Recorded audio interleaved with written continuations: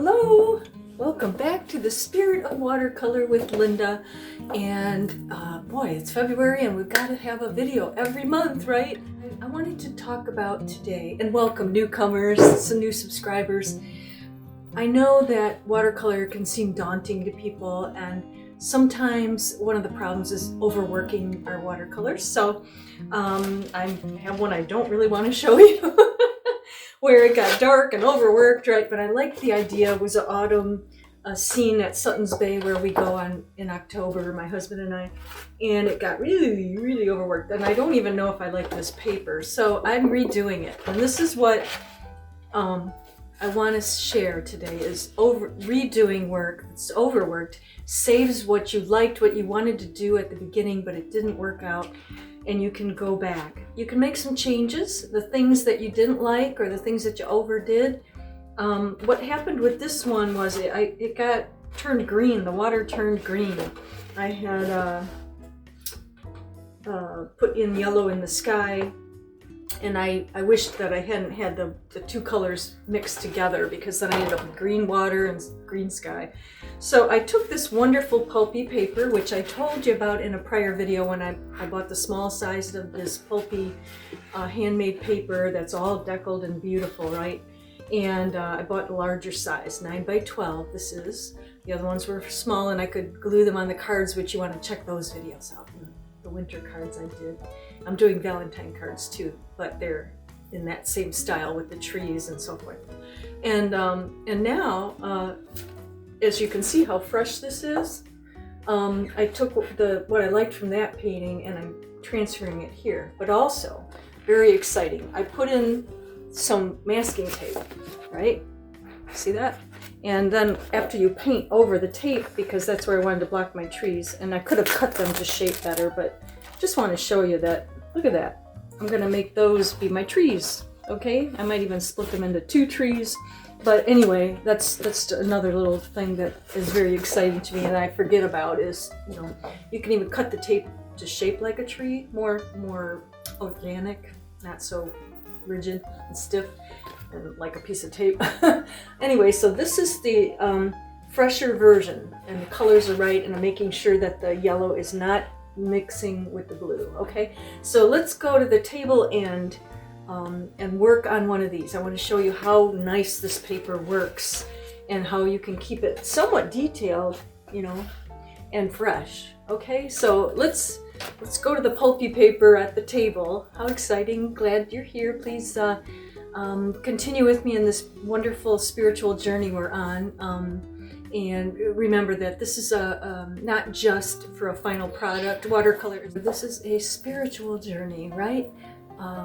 That we are enjoying the process, we are enjoying the colors, and they're made from nature. And as I've always said, this is a spiritual practice in a sense, the watercolors, and I've always enjoyed it that way. It's really fulfilling to me in my spirit, and hope you will get that as well from my videos and from our painting together. And so I hope you will join me here and continue with me as we move forward on our wonderful spirit of watercolor journey together. I'll see you at the table.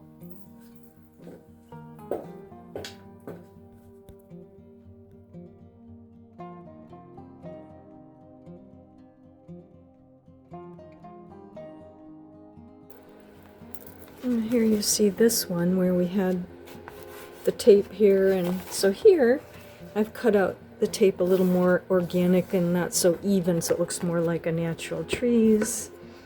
Then we'll take our pencil, we'll draw the lines here, and if I have a ruler I can do a straight line across here. Let's do this. We'll just take saran wrap holder. We'll go about that long. Okay, so about there. Can be different. There.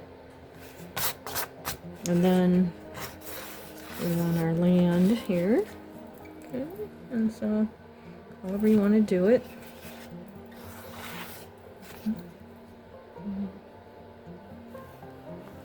You can bring it down even more dramatically if you wish.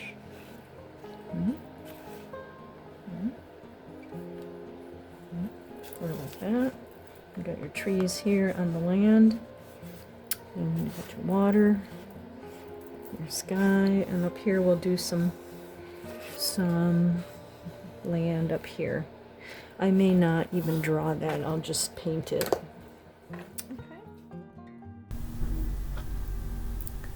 And so here we grab our Quinacridone Sienna, which is like a burnt sienna, and we're going to put it there where the land is after we first wet the sky and the land area. And I have a beautiful Mayan blue that I wanted to use right there.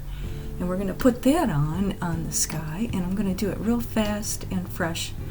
I have sped up the video, so not really that fast, but you know, just putting it on and letting it flow, and then moving while that wet paper is kind of taking it and spreading it.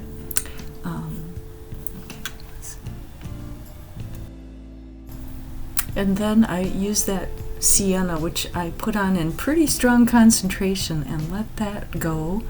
And we're going right over that masking tape, aren't we? And you know, I'm leaving some white areas. They may get filled in later, but sometimes I think, well, those could be rocks or other things on the land.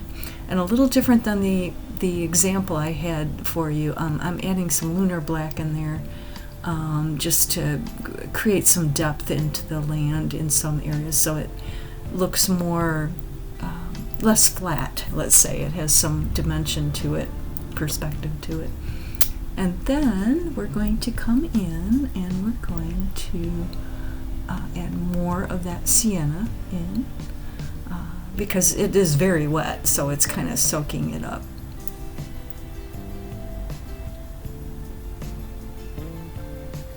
And referring to that example again and again. And then I really got excited about some greens, and I didn't have them in the prior one, but I thought this is going to be kind of bland if it's all brown. So, and now we're pulling in this beautiful sap green, which I'd forgotten how beautiful. Anything in full concentration, I don't always mix my colors, you may find if you haven't watched my videos before. Some people do a lot more mixing than I do. I use Daniel Smith, and I really go for it. You know, I just put it pure on there, and then I can add over it or mix in on the paper, which is what I tend to do, and let things flow into each other. And that's just showing you the land up there, which I had no drawn out land. And then I'm coming down in a moment and bringing that sap into those white areas, and actually quite a bit of it, so you'll see here. And then pretty soon we'll let this dry. I love this handmade pulpy paper, don't you?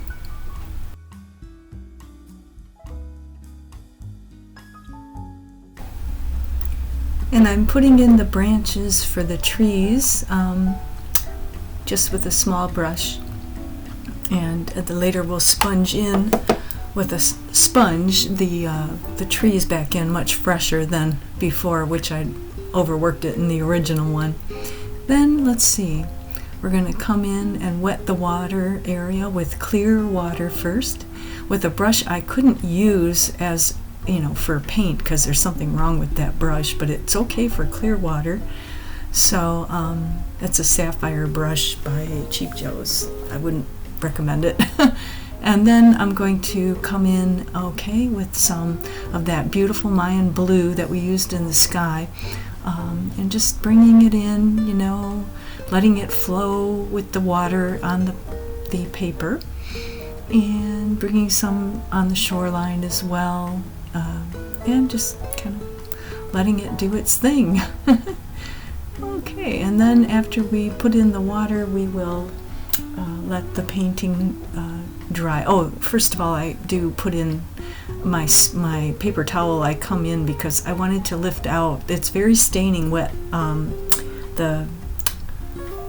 The paints, the blue paints generally, but when they're wet you can lift them out. So knowing that, you have more control over your watercolors, right?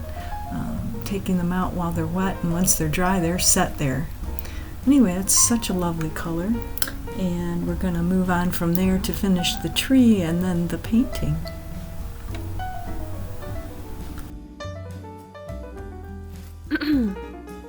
So here we have this, the foreground is basically dried and finished, and the water, we want to finish up with the tree here. And when I look at my original redo, you can see I started to put in the tree trunks, but that was where the tape didn't look as natural. This hopefully will. And then I put in the sun here. That came out pretty good here. And in this one, my blue is right there, so I'm not going to put it here. I'm going to put it more where the white is over there. So it won't be in the exact same place, but we'll have some sunlight and it can reflect down here. But just avoid any of the blue. Okay, so that's what we're thinking about here. And then I'm going to sponge the trees.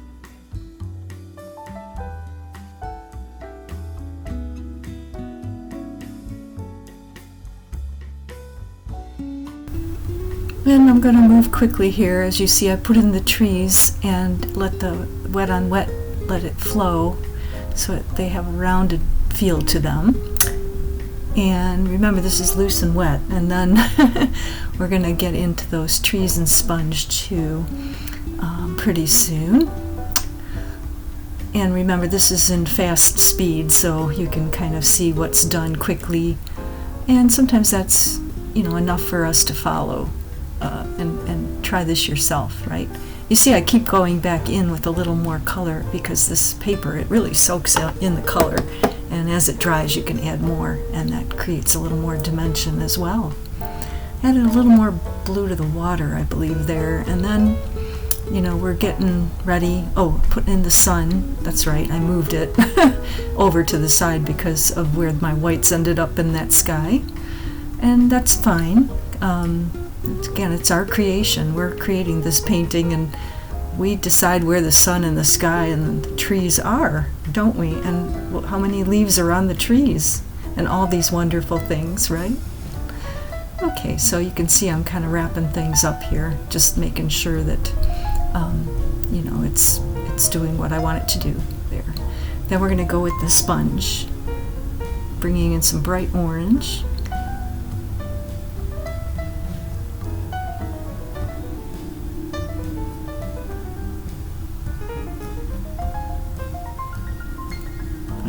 In there, and yes, the sponge is a little too dry when I started, so after I just applied it that way, and then I just wet it. You can either wet the paper.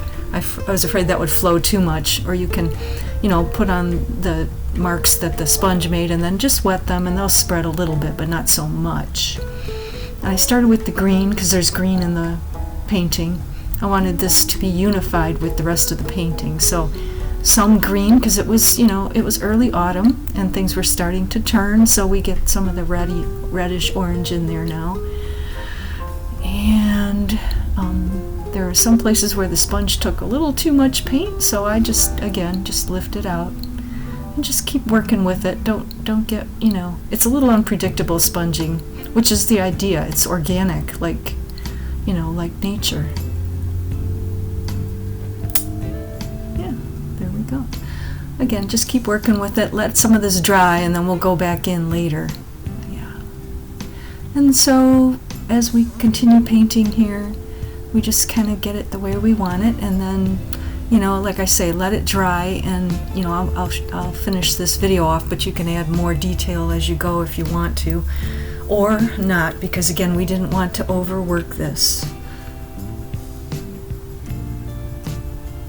Just adding a few leaves on the bottom as well, on the ground, and I may add more later, but I just kind of started that idea that some of the leaves started to fall, didn't they, in the fall?